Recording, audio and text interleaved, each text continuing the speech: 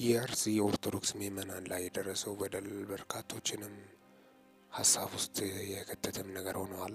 በዛው ዙሪያ እንግዲህ በርካቶችን ከሌሊት አወጥቶ እንደገደሏቸው ከዛ ግድያ ደግሞ የተረፈው ሕፃን ያለበት ሁኔታ በርካቶችን እንባ ያራጨ፣ ይህ ሕፃን ዓለም ውስጥ በጣም ከባድ ጊዜያት ከሚያሳልፉት ሰዎች መካከል እንዳው ቀዳሚ እንደሆነ ጀምርም በዚሁ እንግዲህ ጥቃት ቤተሰቦቹን እንዳጣ አልፎም ደግሞ እግሩን እንዳጣ በርካቶችን እንባ ያራጨ ክስተት ሆነዋል። የሃይማኖት አባቶችን በዚሁ ዙሪያ ህፃኑን ነዶ ሲጎበኙ ነበር፣ እስከ ሆስፒታል ድረስ በመሄድ ማለትም ነው። እንባ የተናነቀባቸው ክስተትም ነው የተፈጠረው። እጅግ ልብ ሰባሪ ነው። ታይቶ ተደምጦ በማይታወቅ ሁኔታ በሰው አምሳል የተፈጠረ ሰው የማያደርገውን ነገር ዘግናኝ ጭካኔ መፈጸሙ እነሱ ላይ በርካቶችን ያስደነገጠ ክስተት ሆኗል። በዚህ ዙሪያ እንግዲህ በኦርቶዶክስ ቤተ ክርስቲያን ውስጥ እየደረሱ ያሉት ነገሮች ከዚህ በፊትም ጀምረው በተለይ በኤጲስቆጶስ ሹመት ጋር ተያይዞ ከዛ በኋላም ብዙ ፈተናዎችና መከራዎች ሲደርሱ ምእመን ላይ ደግሞ የግድያ ነገሮች ሲደርሱባቸውም ተስተውሏል። እንግዲህ ኦርቶዶክስ እምነት ተከታዮች በብዛት አሁን ሀዘን ላይ እንደሚገኙ አልፎም ደግሞ የተለያዩ ሰብአዊ የተባለ ሰው እንዳለ በዚህ ሰው ህልፈት ማዘን እንደሚገባ ጀምረም ማንኛውም የሰው ልጅ መሞት የለበትም። ክርስቶስ ለወንጌል ነው ሞተው፣ ሰውን ለማዳን ነው ሞተው። ስለዚህ ማንኛውም ክርስቲያን የሰው ልጅ ሞትን እንደ ማስረጃ ወይም እግዚአብሔር እንዲያደረገ ሊል አይገባም። በአዲስ ኪዳን የአዲስ ኪዳን ሰዎች ነው ሁሉም ለወንጌል መሞት አለበት፣ ለእውነት መሞት አለበት እንጂ ስለዚህ ለምንድን ነው እንደ ክርስቶስ ነው አሟሟታችን መሆን ያለበት?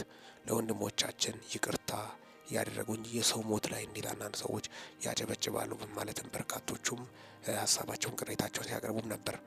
ይህ ኦርቶዶክስ ሃይማኖት አባቶች መካከል አንዱ ተወዳጅ የሆኑት አቡነ ናትናኤል ናቸው። ጳጳስ አቡነ ናትናኤል በዚህ ዙሪያ መልእክት ሰጥቷል። ክርስቶስ ለእኛ አንዴ ደሙን አፈሷል፣ ስለዚህ የሚመኑ ደም መፍሰስ የለበትም በፍጹም በማለትም ነው ያስተላለፉት። እኛም ከሆነ ማን ይሰማናል በማለትም በእንባኑ ሀሳባቸውን ያስተላለፉት። የእሳቸው እንባ በርካቶችን ያሳዘነና ልብ የሰበረ ክስተትም ሆኗል። በአሁኑ ሰዓት እንግዲህ የአርሲ ዞን አስተዳደር ያረገበት የሰጠው መግለጫ በጣም አንገት የሚያስደፋ እንደሆነ ጀምረም ነው። እነዚህ ሰዎች ላይ ጥቃት የደረሰው በሃይማኖት አይደለም በማለትም ነው የገለጹት። ይህ ማለት ልክ አይደለም፣ በጣም ያፈነገጠ ነው። ከዚህ በፊትም ኦርቶዶክስ ምእመናን ላይ ወይም እምነት ተከታዮች ላይ ነው ይህ በደልም ሲደርስ የነበረው። በዋናነት ይህ ብቻ አይደለም። እንግዲህ በዚህ ዙሪያ ምናልባት የፖለቲካ ፍጆታዎችን ሀገሪቷ እንዳትረጋጋ ወደ እርስ በርስ እልቂት እንድትገባ ሆነ ተብሎ ተደርጎ የተጠነሰሰ ሴራም እንደሚሆን ጭምርም ነው። ሌሎች የሃይማኖት አባቶችም እንደሚሉ ከሆነ መንግስት እንግዲህ አለው እስካለ ድረስ ግብር ከተለያዩ ሰዎች እስከሰበሰበ ድረስ 4 ኪሎ ላይ እስከተቀመጠ ድረስ፣ ስለዚህ ይህን ነገር የህዝብን የዜጋን መብትን ማስከበር አለበት። ገንዘብ ግብር ለመቀበል አንድ ቁጥር መሆን የለበትም። መብቱንም በማስከበር ዙሪያ መስራት እንዳለበት ጀምረም ነው። በፊት በእኩልነት ዙሪያ መስራት እንዳለበት ጀምረም እንጂ ዜጎች የሞቱ እያለቁ እንደ ገደል እየረገፉ ዝም የሚልበት ነገር ከተጠያቂነት እንደማያተርፈው ጀምረም በርካቶቹ የገለጹ ያሉት። ሴራ ተጠንስሶ ይሁን ሳይጠነሰስ ይሁን በየቦታው ጸጥታ የመመደብ ግዴታ አለበት። በየቦታው ሰላም የማስከበር በተደጋጋሚ ስፍራ ሰው ሲገደል ነበር። እስከዛሬ ለምንድን ነው ጸጥታ ዙሪያ ያልተጠናከረው በማለትም ነው። በሀገሪቱ ዙሪያ እንግዲህ እያንዳንዱ ቦታ በጣም ከፍተኛ ቻሌንጅ ከወደ ወለጋም ይሁን ወደ አማራ ክልል ወደ ሰሜኑ ክፍል ይሁን ከፍተኛ ውጊያዎች የሚካሄዱበት ስፍራም እንደሆኑ ጭምርም በጣም አስቸጋሪና ከባዱ ጊዜያትን ኢትዮጵያ እያሳለፈች እንደሆነ ጭምርም ነው።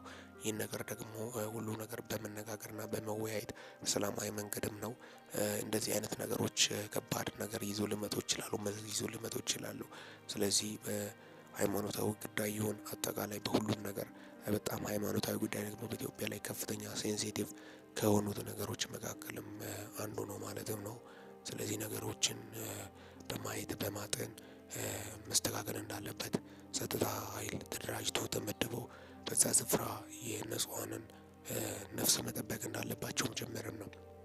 ምክንያቱም ንጹሃኖች እያለቁ ናቸው።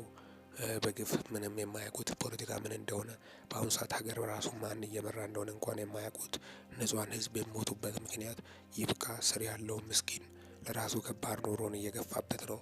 ኋላ ቀር በሆነ ኑሮ እየኖረበት ገበሬውን በጣም ለምንድን ነው የሚያሰቃዩት? ለገበሬው የተሻለ ልማት፣ የተሻለ ስራ፣ የተሻለ ብርሃን ነገር ከማምጣት ይልቅ ገበሬውን የገዛ ህዝቡን መግደል ምን የሚሉት ጉዳይ ነው በማለትም ነው በርካቶቹ ሀሳባቸውን እየገለጹ ያሉት። እጅግ አሳዛኝና ልብ ሰባሪ ነው። ሴራ ተጠንስሶ የተካሄደበት ርቀት ልክ እንዳልሆነ ጭምርም በርካታ ንጹሃኖች እንደ ቅጠል እየረገፉ ስለሆነ ስለዚህ የነዚህ ንጹሃን ነፍስ ሁሉም ኢትዮጵያዊ ግድ ሊለው እንደሚገባም ነው ጥሪን ያቀረቡት። እሳቸውም እስከ መቼ ነው በዚህ ደረጃ እኛ ሰሚያተን የሚቀጥለው በማለትም አቡነ ናትናኤል ያስተላለፉት መልእክትን በማስመልከት ከዚህ በፊት እንግዲህ በወለጋ ሀገረ ስብከት ላይ ኤጲስቆጶስ በመሆን ሲያገለግሉ የነበሩ ትልቅ ሰውና ተወዳጅ እንደሆኑ ጀምረም ሃይማኖት፣ ዘር፣ ብሔር፣ ሃይማኖት ሁሉ ነገር ቀለም ሳይሉ ሲያገለግሉ እንደነበሩ የኦርቶዶክስ ተወዳጅ አባቶች መካከል አንዱ እሳቸው እንደሆኑ ጀምረም ነው የወጡት መረጃዎችም የሚያሳዩ። ስለዚህ በእነዚህ በንጹሃን ህልፈት ዙሪያ ማንኛውም ሰው ኃላፊነት ሊወስድና እንደ ኢትዮጵያዊ እንደ ወገን መሰማት እንዳለበት ጀምረም ነው ያስተላለፉት መልእክት። የእኚህ ጳጳስ ጥሪን በማስመልከት ደግሞም ድጋፍ በማድረግ በተለይ የዚህ ህፃን ህይወት በጣም ተበላሽቷል። የተሻለ ኑሮ እንዲኖር ቢያንስ የእምነቱ ተከታዮች ቢያንስ እርዳታ እንዲደረግ ሁሉም ነገር በተቻለው መጠን ርብርብ እንዲያደርግ ቢያንስ የዚህ ልጅ ጠባሳ በጣም ከባድ ነው። አስቸጋሪ ጊዜያትን እያሳለፈ ነው። በጣም ከባድ ህመም ላይ ነው፣ ስቃይ ላይ ነው። የዚህ ልጅ እምባን ማን ያብስ ሲሆን ከፈጣሪ ውጭ ማን ነው የሚያብስለት? በጣም ከባድ ነው። ከባድ የልብ ስብራት ነው እያሳለፈ ያለው ሁኔታ። በጣም አስቸጋሪና ከባዱን ጊዜያት እያሳለፈ ነው። ለማመን የሚከብድ በጣም አስቸጋሪና ጭንቅ በሆነ ሰዓት ላይ ልጁ ህይወቱን እየገፋ እንደሚገኝ ጀምረም ነው። እግዚአብሔር በዚህ እድሜው እንግዲህ ጽናቱን እንድሰጠው በርካቶችም እየለመኑና እየተማጸኑለት እንደሆነ ጀምረም ነው። ያለበት ሁኔታ ከባድ ጊዜያት እንደሆነ ጀምረም አጠቃላይ ያን በማስመልከትም ነው እጅግ አሳዛኝና ልብ ሰባሪ ነው። ይህ ነገር መቅረት አለበት፣ መስተካከል አለበት በማለትም በርካቶቹም ሀሳባቸውን እያስተላለፉ እንደሚገኙ ጀምረም ነው።